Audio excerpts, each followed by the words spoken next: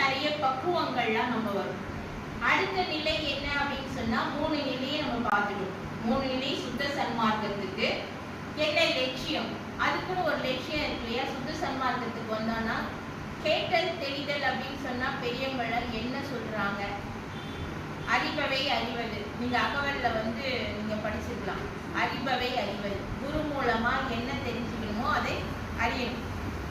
அடுத்தது கேட்பவை கேட்பது, குரு மூலமா தெரிஞ்சுக்கிட்டு என்ன கேட்கணுமோ நிறைய அறிவுரைகள் கேட்கணும். அதே சமயம் தியானத்துல முதலான நாதத்தை நம்ம கேட்கணும்.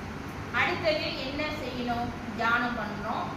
அடுத்தது கண்ணால பார்க்கணும். என்ன பார்க்கணும் அப்படின்னு சொன்னா ஊன நாடக காட்சி பார்க்காம ஞான நாடக காட்சி பார்க்கணும். இறைவனுடைய நிலையை நம்ம பார்க்கணும், இறைவனுடைய நமக்குள்ளாக பார்க்கணும். அடுத்தது